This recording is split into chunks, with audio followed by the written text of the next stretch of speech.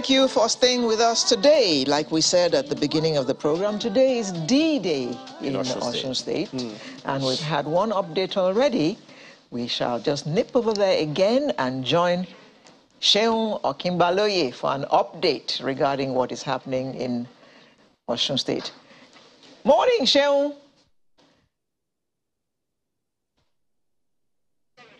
Okay. We understand he's not ready, but elections have started already. Yes, in Osun. According to Dari. Not just, I mean, in various parts of the state right now. Yeah. Those who are voting, who will vote, have begun to go out to vote. If you are thinking to have breakfast before you go vote, it's okay. Just vote. That's what's important. You know, just go ahead and make sure you vote. I'm really hoping, you know. Do you have your PVC, by the way? Yes, I will get it in September. INEC says I should come for it in September. Okay, all right. I haven't been told when to come for mine. Oh, no, I do have a PVC, but I changed because I relocated. I moved house. Yeah, but so I did that. I did it online to inform them that I now want to be in this area. Your card should be valid. Maybe it's your data. Yes, it's just my data that they have to just make a little amendment. Well, you may need to go to voter.inecnigeria.org. I have done it. Thank you. Like I said, I have done it. So it's always good to give. And I have got a mail from INEC acknowledging that they got my request to change my polling area. Thank you very much. Well, Sheun Okimbaloye is at a polling area. Sheun, good morning.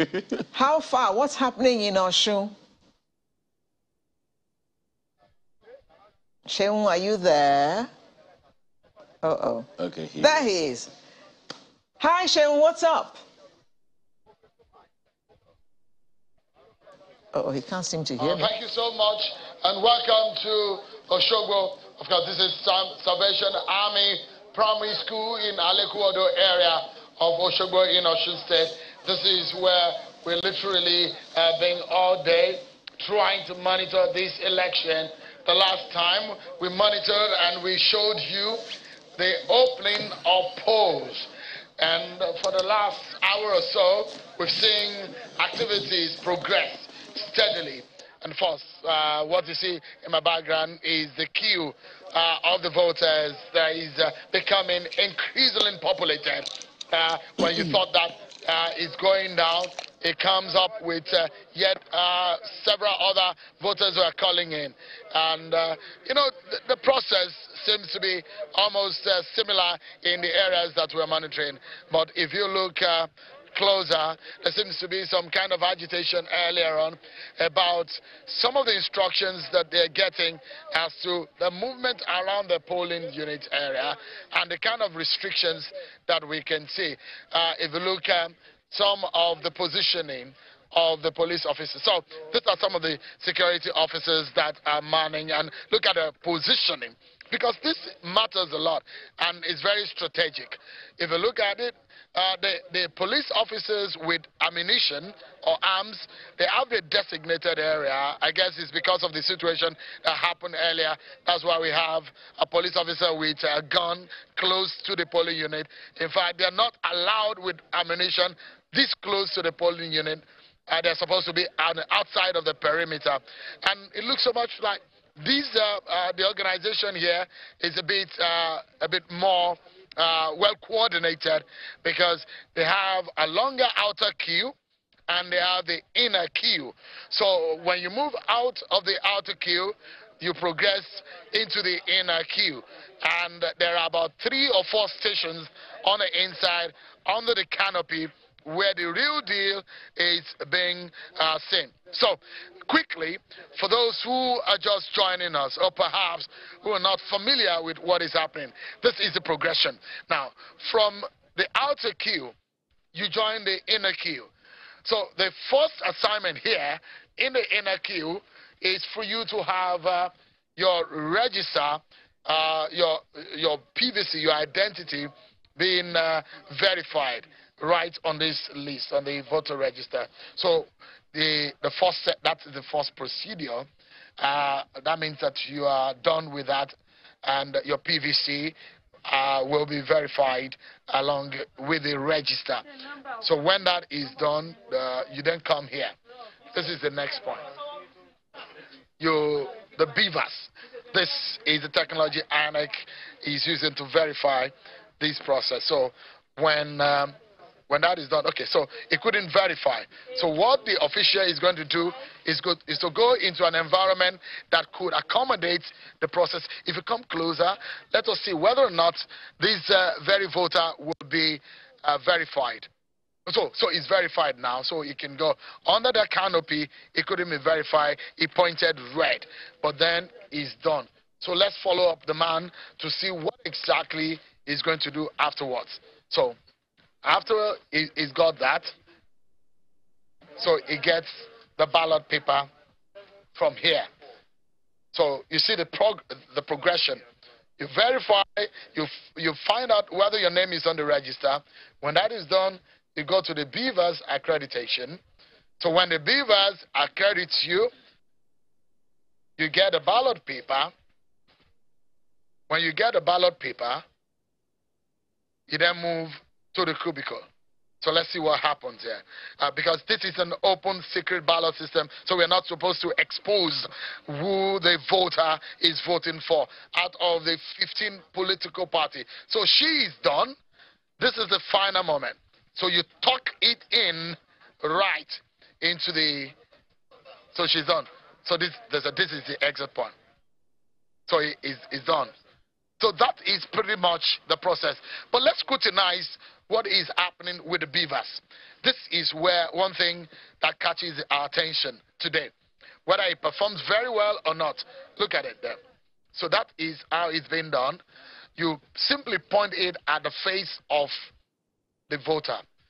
And because your picture is already on the system, so you know whether or not it's being allowed. So that's how the BVAs is being operated. So now, let's get back to get a sense of what exactly is happening, because INEC is saying they are monitoring and ensuring that there is no form of vote buying. The political parties are also monitoring. Look at over there. These are the agents who are monitoring from a distance. They're the party representative. That is their position there, to monitor what is happening. Now, let's see again what is going on in this environment.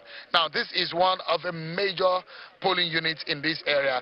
This is around the Alekuodo area of Oshogbo in Osun State, in the city center, and it's a very densely populated area in Oshogbo. It means one thing, that whatever you're seeing happening here is a replica, a possibility, a sample of what goes on in around this area. So let's get to speak with some of those who have been monitoring this exercise. I'm being joined by one of the NDA observer. So who is going to give us a sense of what is happening today? Mr. Aderemi is one of the election observers from the Nigerian Bar Association. Thank you so much for joining us. Let's start first and foremost. The guideline of INEC, the electoral law, that's been signed 2022. How much of adherence have we seen so far from what you have observed? Well, thank you for having us. From our observation, the major observation in terms of adherence or in terms of implementation of the law is with respect to technology, the BVAs. Now, we can see a shift from what we used to, see with, technology that doesn't work, card reader problem.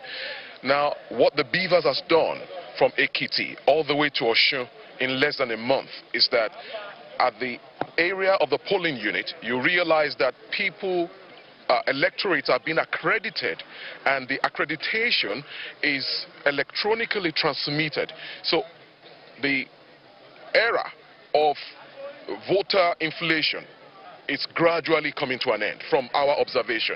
Now, the same BVAs is being used to ensure that the number of voters are captured either by way of tampering, and when tampering doesn't work, then they do what is called the facial capture. And that has reduced the number of issues we used to have with card readers. Identity theft. And all, that is being eradicated. And I think that is a major shift in the implementation of the Electoral Act and in getting us to where we are supposed to be in terms of ensuring that that vote counts. Right. So there's one thing that this also has brought into our electoral process. There is a merger of two processes in the election process. That's correct. The accreditation and the voting.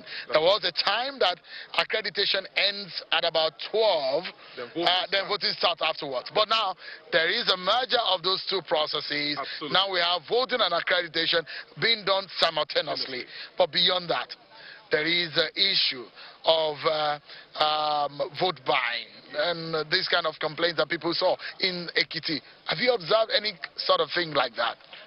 In Ekiti, we actually observed some incidents, pockets of incidents here and there with vote buying. I encountered some of such situation where it was alleged that there was ongoing vote buying. EFCC men were deployed to different wards.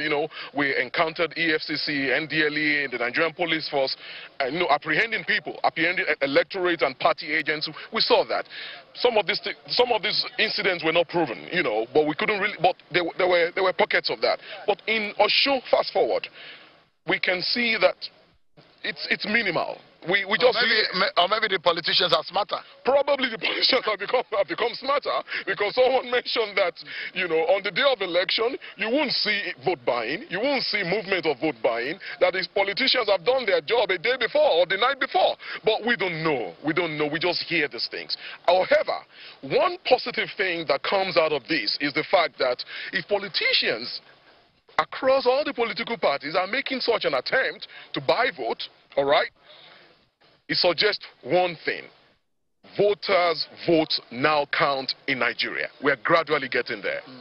Now, since you're a lawyer, you're representing the bar, the Nigerian Bar Association, in this election. So let's look at the stage where we are at. So I think it's section 22 of the electoral law that talks about vote buying, the punishment, and all of that. But the issue a lot of people will say is, look, why don't we have the Electoral Offences Commission that takes care of prosecution of electoral offenders? That's one thing, a law that is not come to a bill, that has not come to fruition. But how much of prosecution can we have based on the law that we have in terms of vote buying? Because it needs a lot of intelligence to be able to identify. The more the law is being refined, the smarter the politicians are. That's correct. And one of the recommendations that we made to INEC after the Ekiti election, and we told them that they should ensure this happened. Two things. We told them that on the day of election, all right, in order to deter party agents and some of these unscrupulous elements from making an attempt to buy votes, INEC needs to deploy more infrastructure at the polling units. Infrastructure to the point where, electorates can cast their ballot without intimidation, without connivance, without anybody monitoring them. That's number one. Number two, when we saw in Ekiti, all the security operatives, including EFCC, all right, being deployed, we told them that, look, in order to curb vote buying and in order to meet the politicians, at the level of their intelligence, it's important that EFCC and the Nigerian police and all the security agencies are deployed about a week or two into that particular state before the election happened. You don't come into the state as EFCC a day or two or three before the election and you want to gather intelligence in order to curb vote buying, or in order to apprehend people. You should have done the work earlier. Interestingly, the Nigerian Bar Association is having its own election, incidentally, today. And there is no physical election in the Bar Association. That's correct. What lesson can we take from that simple little election of an association to the general election in Nigeria? Thank you so much for that question. Today, as you rightly said, the Nigerian Bar Association at the national level is having its general election, and it's electronic. I voted today at exactly 12:05 a.m. when the voting was open. Now, and it took me 2 minutes on my phone to vote. Nigerian Bar Association has been able, active lawyers in Nigeria who are voting today, we have almost 60,000 lawyers who are actively verified to vote today. Now, we're gradually getting there. If the Nigerian Bar Association, at their level, all right, is able to manage 60,000 lawyers in order to vote electronically over the span of 24 hours, nothing stops any state government, nothing stops the INEC from deploying full technology. And I think in the next 1 or 2 election cycles, by the next 4 years to 8 years, maximum 12 years, 3 election cycles, we will get there. If you have my biometrics, if you have my NIN, if you have my details, you know, the government has my details, why can't you compress this and make it electronic? I think we will get there eventually. The stakeholders, you know, might fight it, but eventually we will get there, and Nigeria will become a better place. But as we have now, the infrastructure that we have in terms of technology is making it important for people to learn that electorates are the most important stakeholders in the process. Now, finally, before I allow you to go, Mr. Aderemi, is the comportment and the activities of the security agencies. You have moved around with your colleagues. What can you say so far? Thank you for that. There is improvement. When last year, when we had the Edo election, I think it was last year, then we had the Anambra election, within, you know, the comportment of the, you know, security agencies was not really nothing to write home about. But I think right now, INEC has listened. There's a lot of interface with them. There's a lot of, you know, understanding. Now, what they do, for example, those of us who are election observers, they stop you, they look at your, they observe the fact that you have stickers and they let you go. But in terms of movement of the people, this is an area that INEC needs to work on. So when someone registers in Okesha, for example, in Oshogbo here, and the person has to vote somewhere in Olorunda near the stadium, that electorate would have to find his way from Okesha, where he lives, into the area where he's meant to vote. Now, security operatives do not allow electorates to move around. So we have found that 20% of electorates are unable to access their polling units on the day of election, and this is one of the things that is responsible, because security operatives do not allow the citizens to move around on the day of election. That has to change. Yeah. Thank you so much, Mr. Aderemi. Thank you for having me. Mr. Aderemi is the lead of the NBA election group. Thank you so much for talking to us. Now, there are lots more to learn about this process today, and it's the fact that we have some of the candidates who have exercised their franchise themselves on the ballot, but they have also exercised their franchise. Let's begin by letting you know what happened, where the governor and the APC candidate, Boyego Yetola, has cast his ballot, and perhaps we can get to see or hear his reaction to the polls.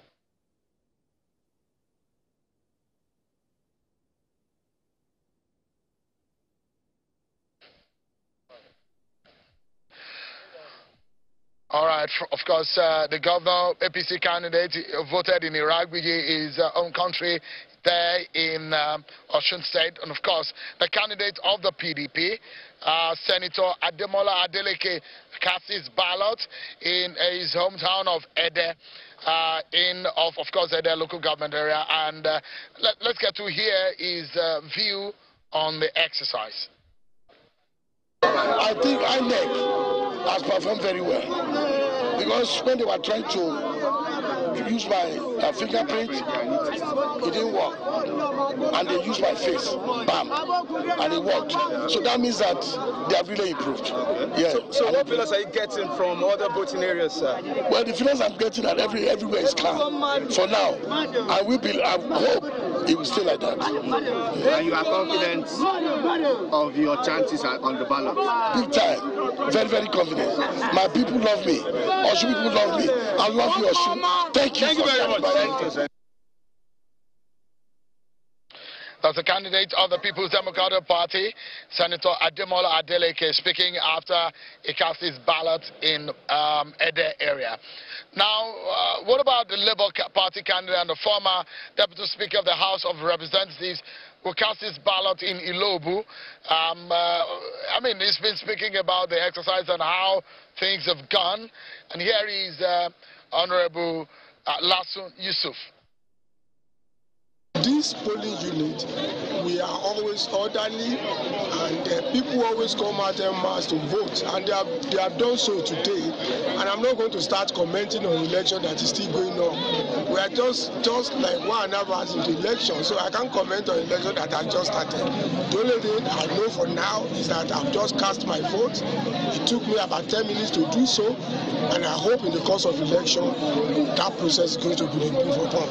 We all know that, and Nigerians in their streets, if we continue to buy votes. Anyway, my own generation is about exiting politics. I just have fear for the future generation.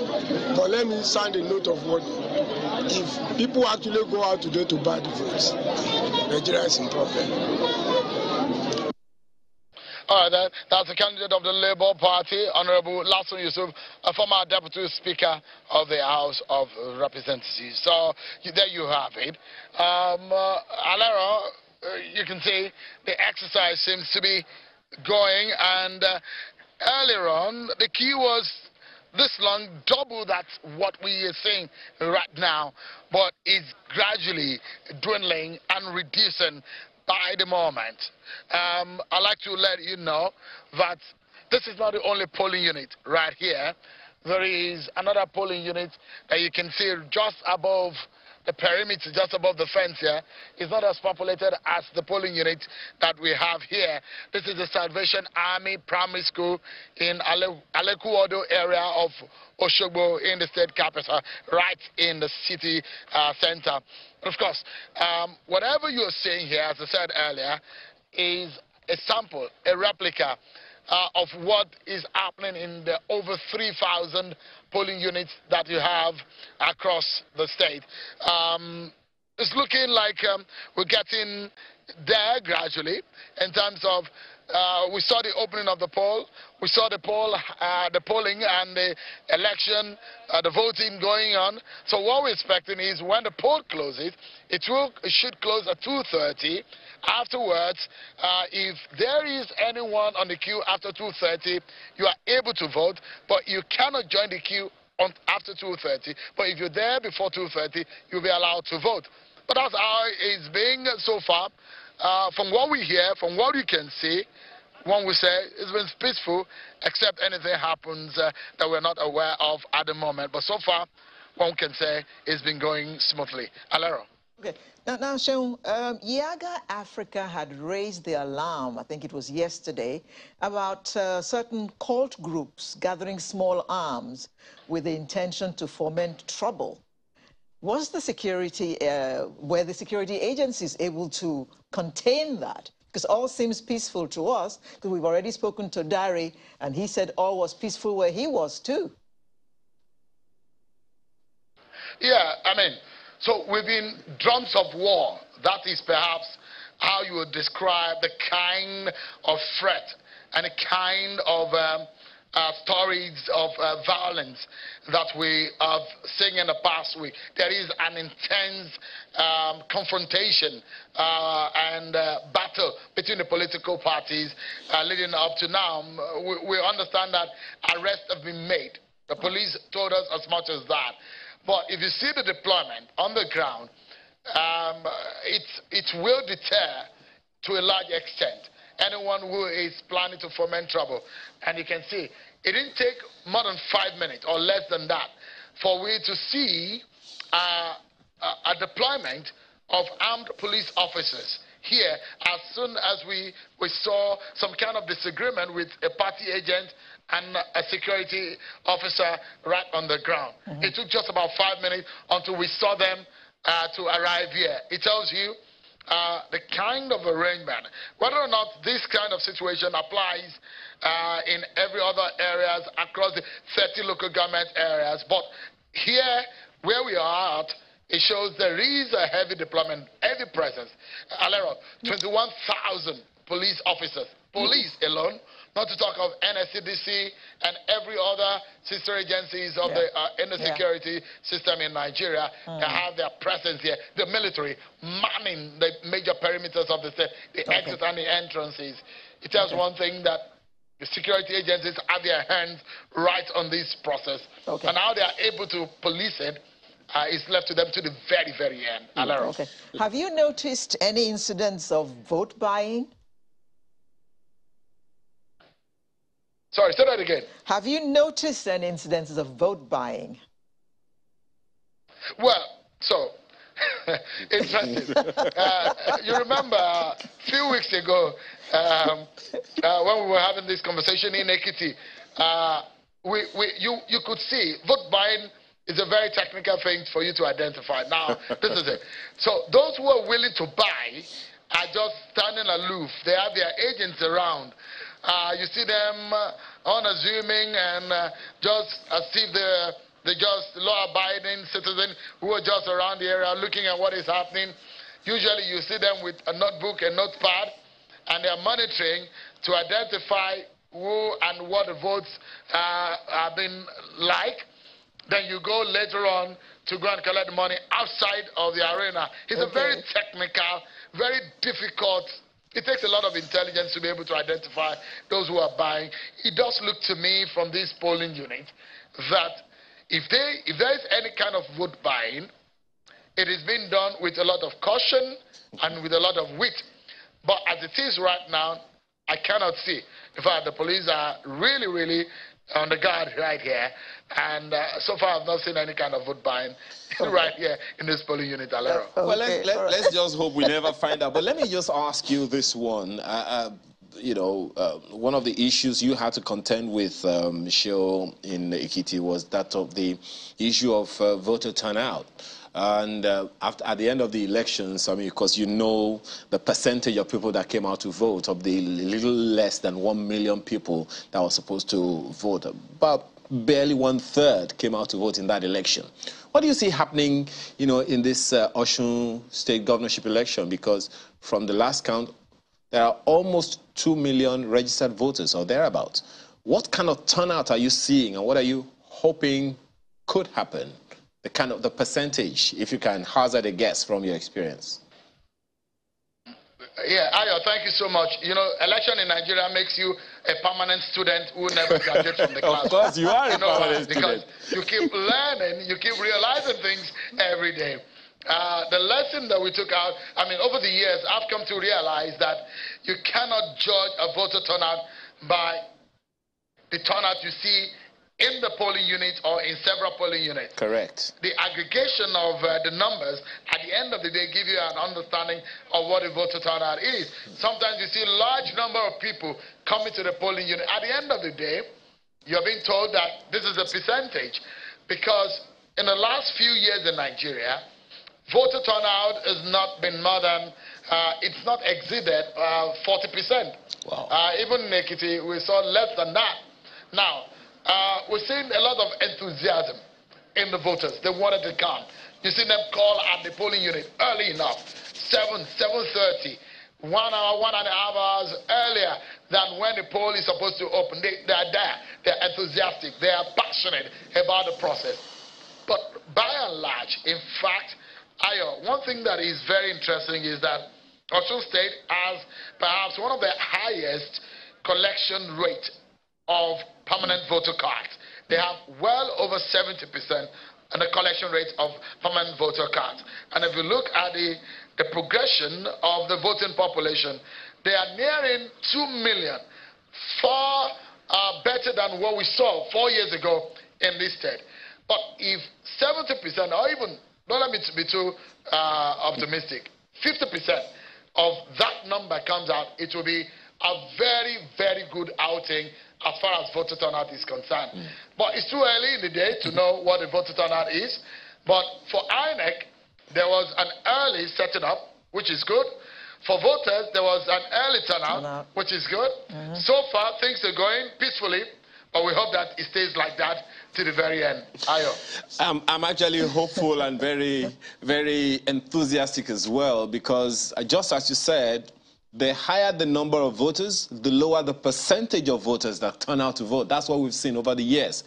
God forbid that will be the example in Osun and in February next year. I don't even, God. But for now, thank you so much, Shehu Okibaloye, for your reporting. And please stay safe, irrespective of whatever you see out there. Thank you so much, Ayo. I hope yourself and Alero have collected your permanent voter card. I'm getting mine in September. Because, she has hers. Why September? Ayo, what's happening? Ask INEC. Ask Mr. Festus Okoye. Ask Mr. Festus Okoye. They told me to come in September. Oh, wow. Okay, you have to be patient. Take care. To do these things. All right, then. Thank you. Thank you. Yeah. So, yeah, more of that. Also, keep your eyes and ears peeled. And if you're on Twitter, channelstv.com is giving you blow by blow